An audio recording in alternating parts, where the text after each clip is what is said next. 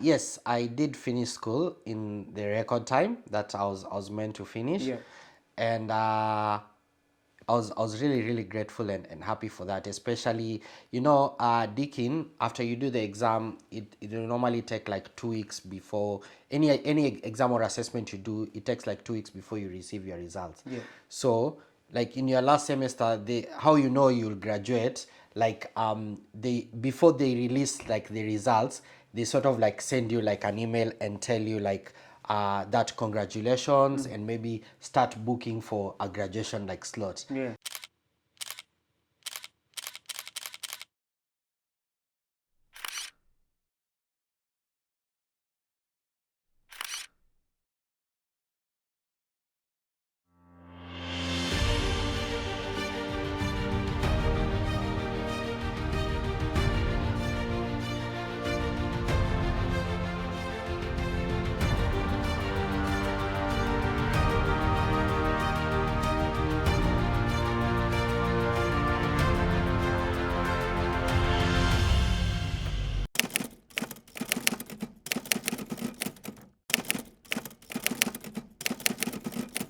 I finished, I wasn't working in the field that I studied for, and I think this is where like we all need to be cautious like about like getting the money that you'll get like to pay your fees. Like it will be, you can really live a comfortable life like with that amount, but there is something called addiction. Like just don't be addicted to that comfort zone to the extent that you don't want to change.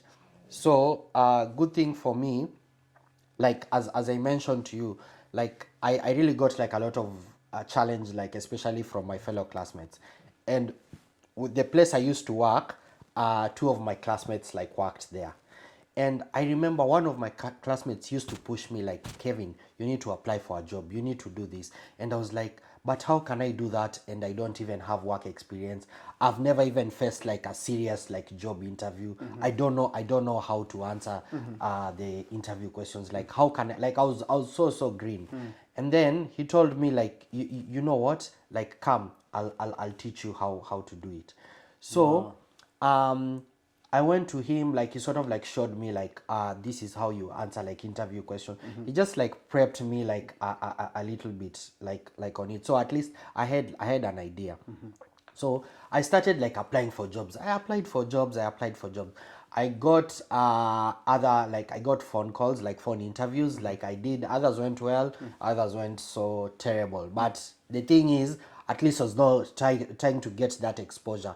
And after doing several of those phone calls, like I sort of like noted like, okay, this is the structure in which like most questions like in a phone interview like go like. So I started like adapting myself like to that. So I remember like I applied for one job where I was invited for an interview, like in-house like interview. And then going there, because this was like my first sort of like interview face to face, I always had this notion, and I think it's from watching in the movies, like I think any white person like would be more interested about what you have in your mind, mind, yeah. rather than in your content, rather than what rather than your physical like appearance. So this was like a consultant, like it was a graduate entry consultant type of role. So that day it was a bit colder, like a bit drizzling. Yeah. So I went for that job interview. So I wore I had like khaki pants and an official shirt. Yeah. But then on top of it, like I donned like a jumper. And I thought like this wouldn't be bad. So Yeah. I went to that interview. Although it was my first interview, like I really did Yeah. I really did like a good work. Yeah. But the following day, like I received like a regret from that company. Yeah. And it really hit me so hard. So I was like, what's wrong, like have I done, like what didn't I do right? So I gathered the courage and asked the interviewer company, like, yeah. yeah, so please would you tell me what I didn't do right so that I can work on that? Yeah. So they told me uh it is a consultant role. I expected you to come in a full suit and a tie. Oh, wow. But you didn't. And you see, not coming like that, it sort of like didn't portray like a lot of confidence like from you. Yeah. So I was like, you know what, in the next interview, in any next interview until today, Yeah. like what I do, Yeah. like I make sure like I have like a suit You've and a dressed tie. up. Yeah. So it doesn't matter if the interviewers haven't, but I'll always say like I'll not give dressing like another opportunity to like to make me be knocked out on the fact that okay, I didn't maybe dress up, or they didn't feel like okay, I took the job like really seriously. Like yeah. So have you did you get a job in your role, and how was the process of now changing from a student now to working in the field that you actually studied, not what actually making you go by, because most people actually doing different jobs Yeah. from what they actually studied or career. How was that transition, and what did you have to do to actually be where you are now? Okay, so I remember like I applied for jobs, like I applied for like 1,000 jobs, like literally like that's 1,000 yeah, jobs. 1,000 Wow. jobs. Like if you use LinkedIn, there's they have like a feature called Easy Apply. It takes like 2 to 3 seconds. So I realized like if I'm always on my phone like most of the time, then it would only take me like 2 seconds to apply for like 20, 30 jobs. Wow. Like in LinkedIn, like if I just search for like 10 minutes, like I'd apply for like more than 30 or 40 jobs. Yeah. Like in one setting. Yeah. So that's I sort of like try to channel like my energy like towards that. So I got invited for an interview. I went for that interview. Yeah. And like as I had learned previously, like I went on a full suit, and I did my level best. Yeah. Like in that interview. Yeah. And then unfortunate enough, like I was expecting, because I was really sure I was gonna get that job, but unfortunate enough, like I waited for 1 week, 2 weeks, I didn't hear from the company. I sent them an email, I didn't hear anything. Yeah. So I think at that point, like, and then my graduation sort of like happened. I told myself like I sort of like need a break, like going home for some time, because like I mentioned, I worked with two of my classmates. Yes. And they got like a job. So every time Straight I was away. like, yeah. Oh, wow. So every time I was like, if I go here, like, what do other people in that company think of me? Yep. Like, don't they think like, okay, this person must be really dumb? Like, Yeah. what? Like that thought used to really kill me, Yep. and I thought like I really need like some time. Like I need like time off. So that's what I decided to do. So I went to Kenya for like about 2 months, and while I was in Kenya, this job that I had interviewed, I think there was one evening, like I was really depressed. I was like, do I really have to go back to Australia and go back to the same job? Situation. Yeah, the same situation. I was like, no, I'm not happy like about it. Like it's better like I just stay home, even if So you almost stayed in Kenya? yeah. Like I was almost staying in Kenya, and I remember I even told my mom that. And even the very day that my flight like was gonna come here, I remember telling my mom, me, I'm not going back to Australia. Wow. After all that struggle, after all that, you're almost throwing in the towel. Yeah. So my mom just told me like, you know what, just go. Then because you had maybe bought like a few things, like just go, like maybe try dispose them off, and then you come back. So Kevin, you want to tell me you are coming back to sell your stuff to go to Kenya for good? Yeah. Like that's the mentality. Like I was, because I think the point I had reached, I was like, no, this is not like healthy like anymore. So I think I'd reached at that point. So I slept at night, and then in the morning when I woke up, I usually have this habit to check my mails first. So when I checked my mail, I saw that name, and I was like, this name is familiar. Like this guy interviewed me. So when I checked that mail, that guy so it was my boss. So he asked me like, hi Kevin, just following up, like, are you still looking for employment? And I was like, wow, am I dreaming? Wow. Or yeah, I just told him like, yes, I'm still looking for a job. Then because of the time difference, he later texted me, he emailed me again, and he told me like, okay, do you mind telling me what you're doing at the moment, and also what kind of visa like are you in? So I told them, because I just got my TR like immediately. Yeah. So I sent him the TR, so it had like 2 years. And then I told him, at the moment I'm just volunteering as a research assistant at Deakin. And he told me, he said, later sent an email and told me, do you mind coming in for another interview? Wow. Like, yeah, so. And you're in Kenya? And I'm in Kenya that time. And I was like, shit, no, this opportunity is gonna pass me. Oh. Then I told him, unfortunately at the moment I'm in overseas, but I'm happy to do it like over Skype. And he was like, okay, cool, like let's set this day for the Skype. So they sent me the meeting invite. So I prepared myself, and then I joined. I attended it was, I think, 5:30 in the morning. Yeah. In Kenya. Yeah. It was around 2 p.m. here. So we did the interview, and then the interview went well. So they told us, like, we really need someone to fill this role as soon as possible. So how soon do you think, like, you can can get here? you can get here? I told them, like, I can be able to reschedule back my flight, and I can travel like back. So they told me, okay. So they asked me for my details. They did like they did the reference check, and then they did the criminal background, and so everything was clean. And then yeah, they told me, like, okay, when you come back to Melbourne, because I think there was also like a delay, like in they sort of like got into something else, and then they sort of like, they were easy about the traveling, so I didn't have to reschedule the dates anyway. Yeah. So they told me, like, when you get to Melbourne, just let us know, Yeah. and then we'll schedule like another interview. Okay. So when I got to Melbourne, I let them know. So, and then we were able to do another interview. And then you got the job. Yeah, I got the job.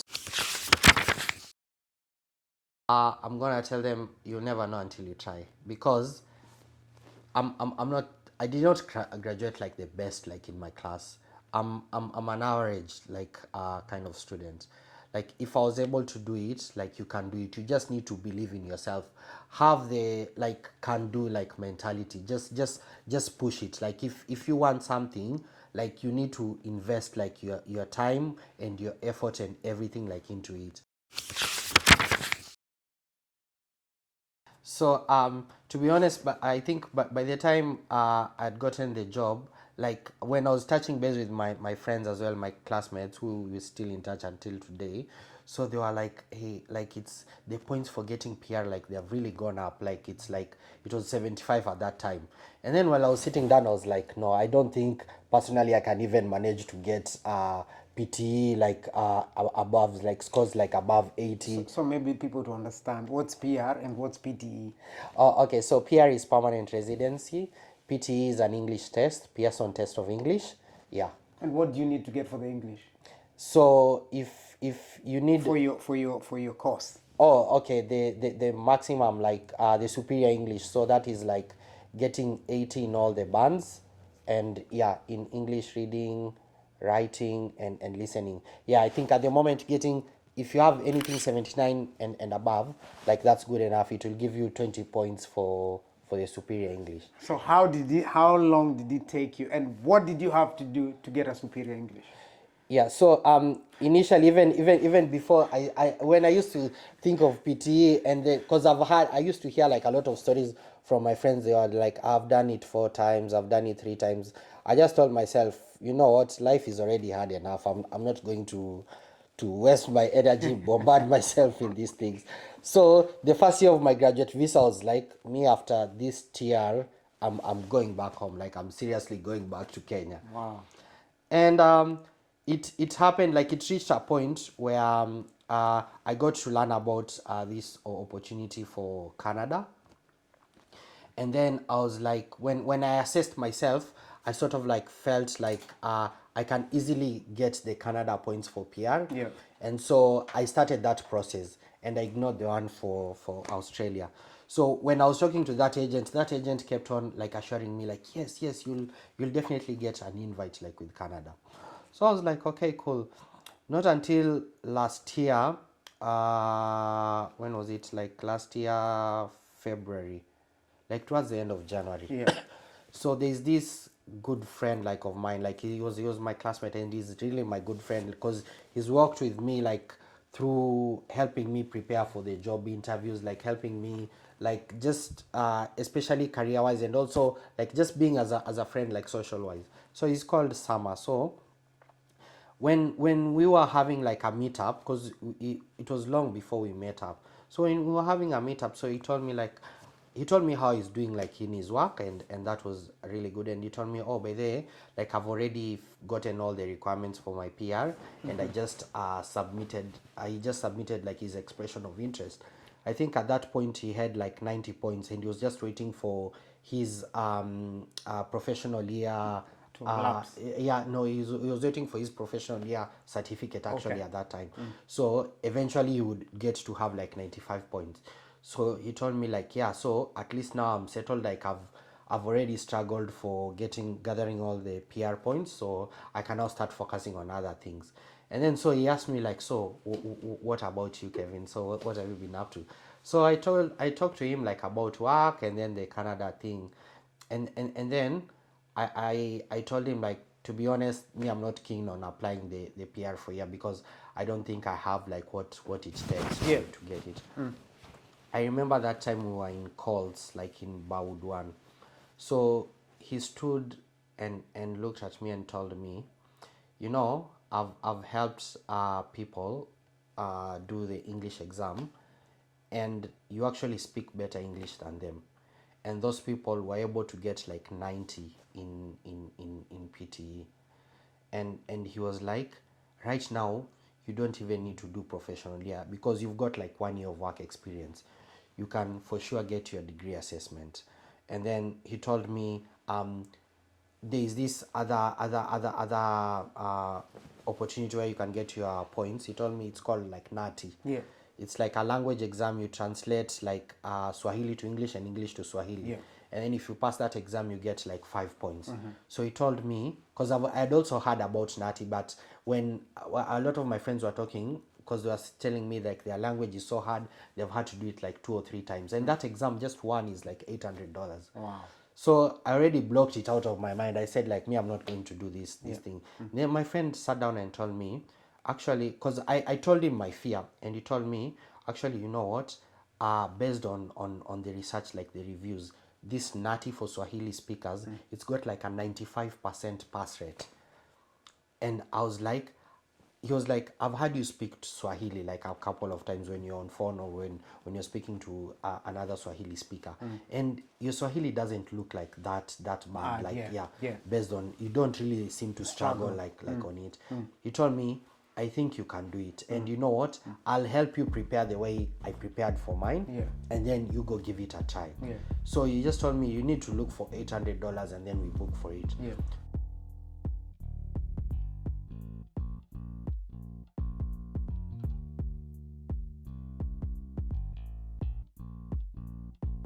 Hi, everybody, and welcome to another great episode of Wise Up. Today, we're going to touch on a very crucial topic, that is permanent residency points. It's always good to find out if your career or what you're studying is in what we call the immigration skilled list. If it's in the immigration skilled list, the next point to do is find out how many points do they require for your career to settle or permanently settle in Australia, because this is the biggest hurdle for any student trying to move from being a student to permanent resident of Australia, since they require very, very high points of some careers. So always go and check what is required of you, and whatever is required, it's always good to put everything in order and get all the requirements that they need before launching what we call an expression of interest. Expression of interest is basically saying you want to migrate to Australia on a permanent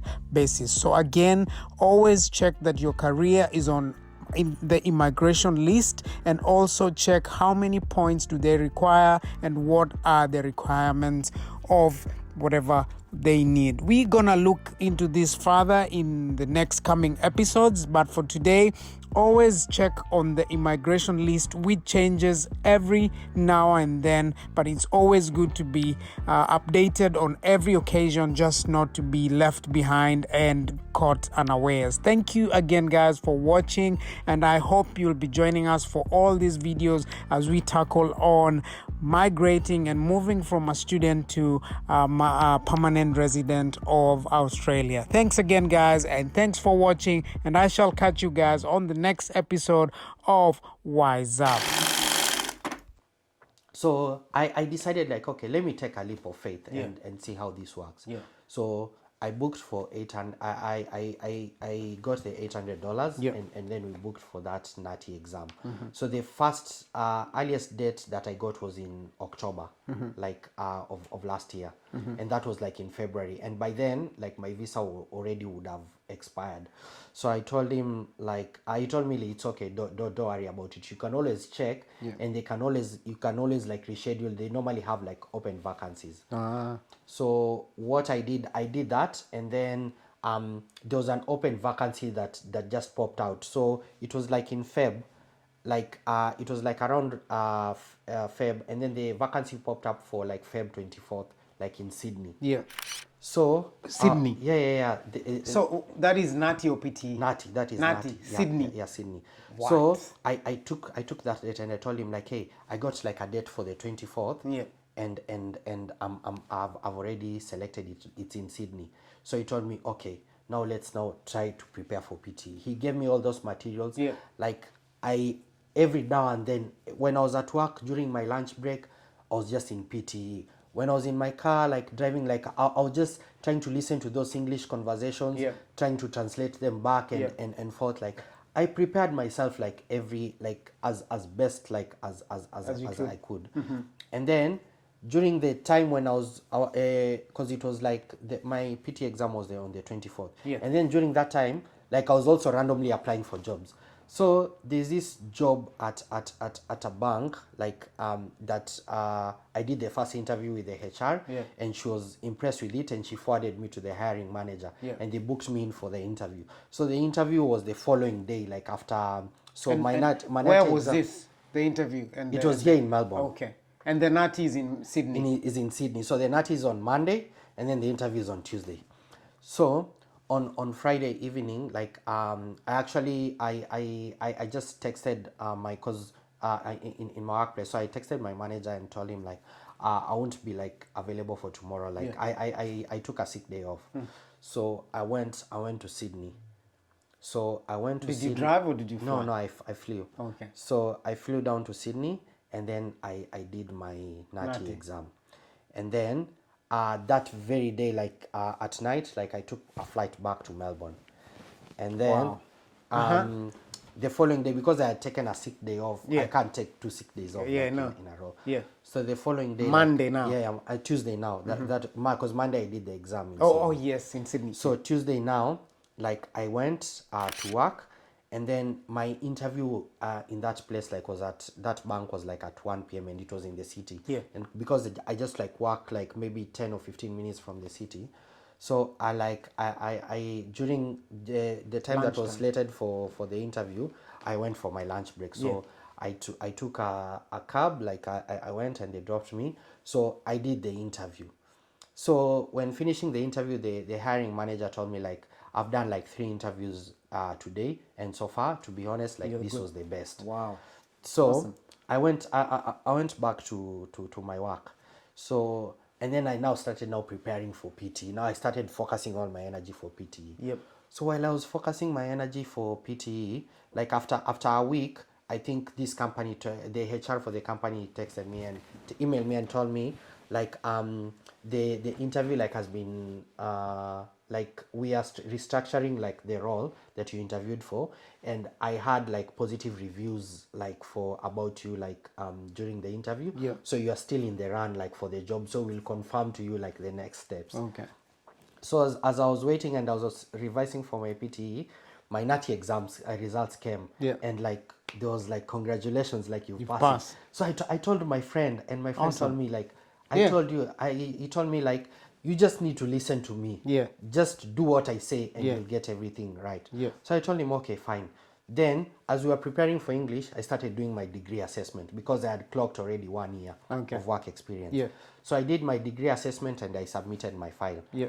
So like after a month, like they got back to me, but they got back to me with it was a negative response because they in their comments they said they were not able to match up like my first payment of my work Okay. with it was not tallying with what is in my bank statement. Like my payslip and my bank statement were not matching, and that was because when I started the job, like during the first pay run, like there was I wasn't paid because they had not taken like my bank details, so they paid me like in the next pay run. So they did like a double pay like in the next pay run. So I got like a letter from my work clarifying that, and then I sent it to them. So because the first degree assessment already spent $500, and because they gave me a negative assessment, like I had to pay another $395 for review. Wow. So after 4 weeks, like I got like a positive now I got my degree assessment sorted out. Yeah. So I was like, okay, this is number 2 sorted out like in the list. Then that time I'd really prepared very, very well. Like cause every time it was just PTE. So I went and did my first PTE exam. So when the results came, like I just saw like I had like 80, 90, and then there was reading I had like 77. Wow. So I just missed it with 2 points. So I shared with my friends, and my friend told me like, yeah, you're just there now, you just need luck. So he told me like just keep on revising again, like keep on doing like reading again. That's the second time now. No, that was the first time. So Yeah. the second time now I went again. I booked at Geelong because it was during time for COVID, and Yeah. the test centers like were a bit closed. So the earliest I could find was Geelong. So I Drove to Geelong. drove down to Geelong, 2 hours away. For doing my second test. So doing my second test there again, everything was perfect, like above 80, and then reading I got 78. So I just missed 1 mark to get the superior score, and I was like, Back to the third time. yeah. So I now started revising, and then that time I think there was a second wave here, and it was so bad, so all the test centers were closed. So I looked, and together with my housemate, I told my housemate like, I want to go do my third time. I went to Sydney to do it. Sydney. Yes, I went First to time, just for people to understand. First time, Melbourne. Yeah, Melbourne. Second I did it in time? Box Hill in Geelong. Third time. Third time I did it in Sydney. All right, let's go. What happened? So the third time, like I hacked, I got the score that I wanted, like on my reading. It went above like 80, but my speaking got down. It got to 77. So I had to come back again in Melbourne, and I had to like rebook. Now I was now starting now to give up. This is the only thing that is left for me, like to like on between me and getting to put in my file for your Permanent expression of residence. interest, because at my course at that time they are not considering anything low below 90 points. Like your file will expire, I think, even at the moment.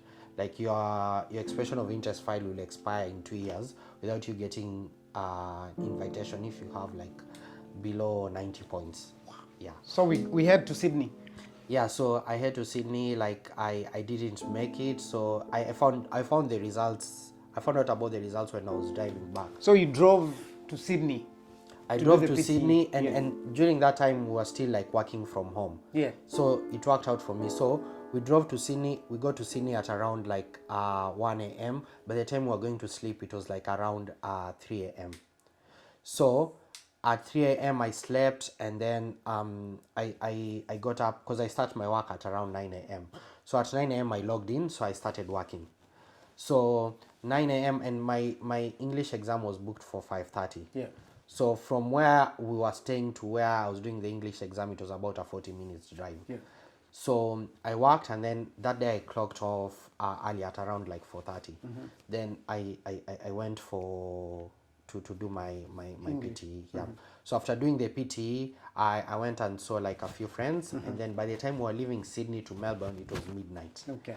So, and by 9 a.m. I have to like log into work. So when you put the use the GPS, it was estimating would be getting to Melbourne at around 10 a.m.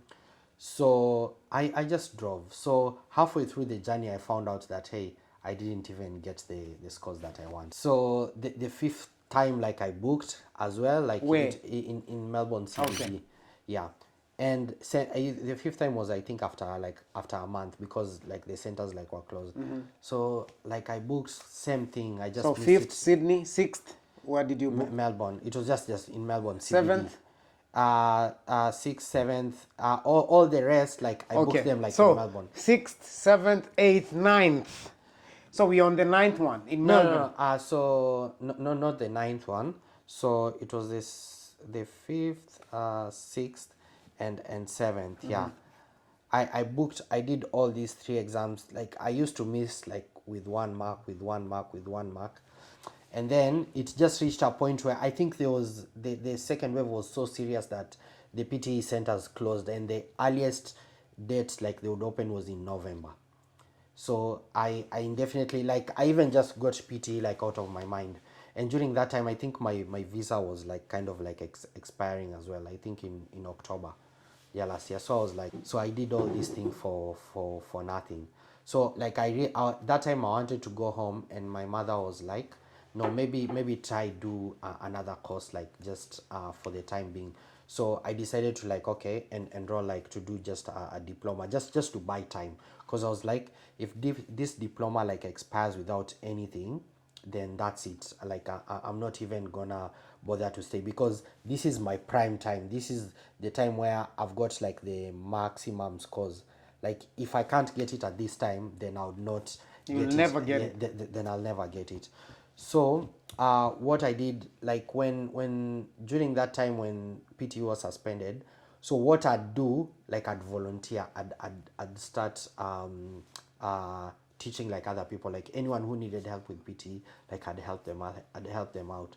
And when the PT results, like when the PT results opened up, exams opened up, like when they would go and do the PTE, like they would really pass. And I was like, they got the scores that they wanted, and I was like, why is it that I'm not getting it? Even those people that I'm trying to teach and help, they're sort of like getting the scores that they want.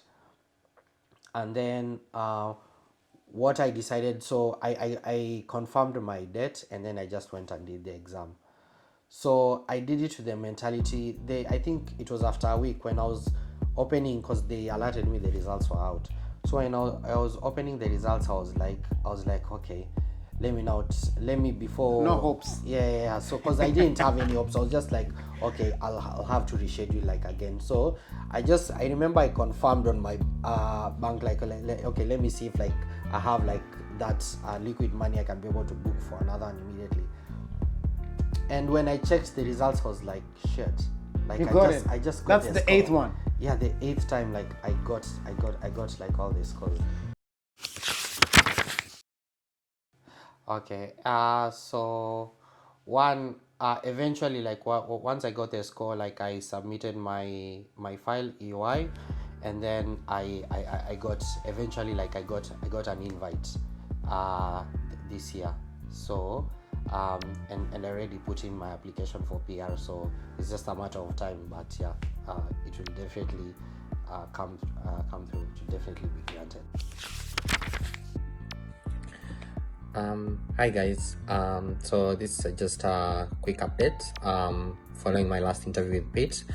So one, I was able to eventually move to Sydney. Two, I was able to eventually get my permanent residency. And three, I was also able to get another job that's within my profession here in Sydney. I'm happy with it. It's a big company. It's a very big opportunity. And yes, I can say I'm living within my dreams, and I've set other goals, and I'm keen on following them and seeing them through as well. Thank you. Keep supporting Pete, and yeah, be blessed. Bye.